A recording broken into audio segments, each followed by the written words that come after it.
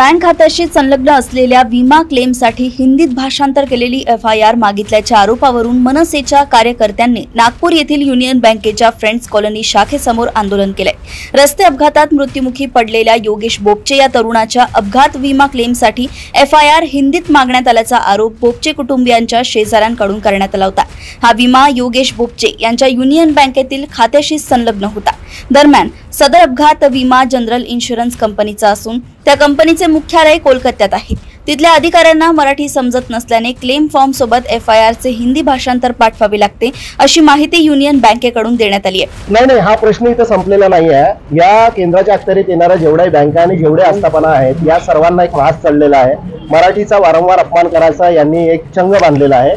पण आता नागपूर शहरामध्ये या एका बँकेच्या मुद्द्यावरून आजच्या आधी आम्ही सर्व बँकांना पत्रव्यवहार केलेला माननीय राजसाहेबांच्या आदेशानुसार सूचनानुसार, पण यांना समज आलेली नाही आहे। त्याच्यामुळे आता पूर्ण नागपूरभर आम्ही प्रत्येक केंद्राच्या अखत्यारीत आणि मराठी बँकांनाही पत्रव्यवहार करून यानंतर जर महाराष्ट्रात मराठीचा अपमान झाला तर त्यांना त्यांची जागा आम्ही योग्यरित्या दाखवू ही सूचना या माध्यमातून आम्ही देतो आहे। आणि याच्यानंतर तर आम्ही आता हा विषय मोठा करूच। पोलिसांच्या भूमिकेबाबत तुमचं काय म्हणणं आहे? ज्या पद्धतीने पोलिसांनी तुम्हाला मला एक गोष्ट समजत नाही की पोलीस विभागाने मराठीत केलेली FIR मग ती FIR या बँकेकडे आणली। पोलिसांची मराठीतली FIR ही बँक घेत नाही आहे म्हणजे हा विषय पोलिसांचा आहे। पोलिसांनी त्यांच्या विरोधात आक्रमकपणा केला घेतला पाहिजे, FIR रजिस्टर केला पाहिजे।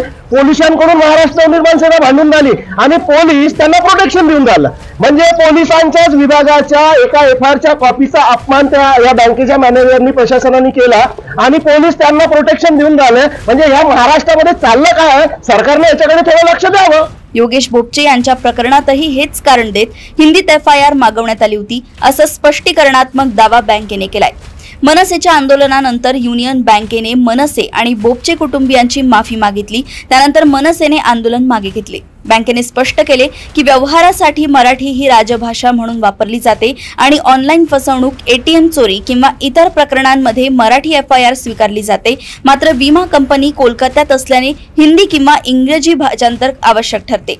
यासोबतच मूळ FIR ही जोडलेली असते असे बँकेचं म्हणणं आहे। या प्रकरणात मराठी भाषेचा अपमान झाल्याचा कोणताही मुद्दा नसताना काही लोकांनी जाणीवपूर्वक हा वाद निर्माण केल्याचं पोलिसांनी सांगितलंय। आता युनियन बँकेने माफी मागितल्यामुळे वाद संपल्याचं पोलिसांनी स्पष्ट केलंय। बँकेच्या शाखेसमोर आंदोलन करणाऱ्या सुमारे 50 मनसे कार्यकर्त्यांना पोलिसांनी ताब्यात घेतलं आहे। नाव सांगा सर। मी हर्षद जुननकर आहे, युनियन बँक सेमिनरी शाखेचा शाखा प्रबंधक आहे। बोपचे कुटुंबियांमध्ये त्यांच्या मुलाची डेथ झाली आहे। पहिले तर एक सांगाल, बोपचे कुटुंबियांनी तुमच्याकडे अर्ज घेऊन आले होते, हा अर्ज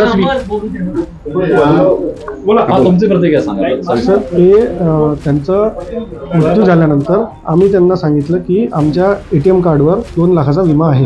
त्यांना माहीत नव्हतं ही गोष्ट, आम्ही त्यांना कळवली, त्यांना फॉर्म दिला आहे। याच्यात फक्त हा नॅशनल इन्शुरन्स कंपनीचा फॉर्म आहे, हा बँकेचा फॉर्म नाही आहे। याच्यात एक लिहिलं आहे की FIRची कॉपी पाहिजे आणि सदर FIR जर समजा लोकल लँग्वेजमध्ये असेल ती कंपनी कोलकाताची आहे, त्यांना ती ट्रान्सलेट करून हवी आहे। ह्याच्यामध्ये आम्ही त्यांना ती सगळी गोष्ट कळवली। त्याच्यात समजा अनवधानाने कुठे जो गैरसमज झाला आहे किंवा आम्ही मराठीचा कुठेही अपमान केलेला नाही आणि जर असं असेल तर आम्ही त्याच्याबद्दल माफी मागतो। तुमच्याकडे किती वेळा तो अर्जदार जो लहान भाऊ किती वेळा काल आला होता का? काल आला होता। काल त्याच्या हातात अर्ज होता, तुम्ही त्याचा अर्ज तपासला होता आपल्या हातात घेऊन? हो सर। मग काल स्वीकारला का नाही तुम्ही? सर त्यांना सांगितलं ना, जर समजा त्यांनी FIRची ती ट्रान्सलेटेड कॉपी, आम्ही तसा अर्ज पाठवायला तयार होतो, पण तो पाठवल्यानंतर परत त्याच्यामध्ये क्वेरी निघून त्यांना सदर क्लेम मिळास वेळ झाला असता, अजून ती प्रोसिजर डिले झाली असती, त्याच्यासाठी जबाबदार आम्हीच राहिलो असतो। म्हणून आम्ही त्यांना सुचवलं की जर समजा ती ट्रान्सलेटेड कॉपी दिली तर त्यांना विदिन टाइम त्यांचा क्लेम अमाऊंट आम्ही त्यांच्या हातात सुपूर्द केला असता। आता तुम्ही स्वीकारणार आहात त्यांचा अर्ज आणि व्यक्त करताय? नाही, आम्ही त्यांचा अर्ज आताही स्वीकारायला तयार आहोत। आम्ही त्यांना फोनही केलेला आहे। ते सध्या त्यांच्या कुटुंबातील कोणत्या व्यक्तीच्या मृत्यूमुळे परत बाहेरगावी आहेत, ते आल्यावर त्यांना आम्ही बँकेत बोलवून अर्ज त्यांचा झालेल्या कृतीबद्दल दिलगिरी बँक व्यक्त करत? हो, आम्ही ठीक आहे। आम्ही आमच्यामुळे जो त्यांना समजा अनाधानाने त्रास झाला असेल त्याच्याबद्दल आम्ही माफी मागतो. पण या सगळ्यामध्ये एक महत्त्वाचा विषय, अशी इन्शुरन्स कंपनी की जिथे महाराष्ट्र पोलिसांचा FIRच मराठीत चालत नाही, अशा नाही सर, कंपनी त्याच्याबद्दल आम्ही ठरवणारे म्हणजे नाही आहे ना. ही पॉलिसी जी आहे ही म्हणजे पूर्ण ऑल इंडिया एक पॉलिसी आहे युनियन बँकेची, नॅशनल इन्शुरन्सची. त्या कंपनीच्या तरतुदी आहेत. आम्ही याच्यात म्हणजे बँकेचा रोल फक्त त्यांना कागद पोहोचवणे आहे. तामिळनाडू गेल्यावर सुद्धा हाच नियम आहे जो सर, महाराष्ट्रात हा फॉर्म ऑल इंडियाचा आहे ना सर. माझा काहीच नाही याच्यात. आमचं म्हणजे फक्त महाराष्ट्रात असं करायचं काही असं हे नाही. बरं, एक प्रश्न असा उपस्थित होतो, बँकेचा आणि पोलिसांचा रोज संबंध येतो. रोज FIR तुम्हाला तुमच्याकडे येत असतात, सायबर फ्रॉड किंवा चोऱ्या होत असतात, ATM मध्ये होतात. तर या सगळ्या प्रकरणांमध्ये रोज जे तुम्ही FIR स्वीकारता ते मराठीत स्वीकारता? हो सर, जे जसे आहेत बिलकुल. तिथे मराठीचा म्हणजे असा काहीच प्रॉब्लेम नाही आम्हाला, कारण आम्ही स्वतः मराठी माणसं आहोत, इथेच नागपुरात शिकलेले आणि राहिलेले आहोत, त्याच्यामुळे तो प्रश्नच येत नाही सर. आमच्या कलकत्त्याची कंपनी तर पूर्ण नव्हती सर, नॅशनल इन्शुरन्स कंपनी.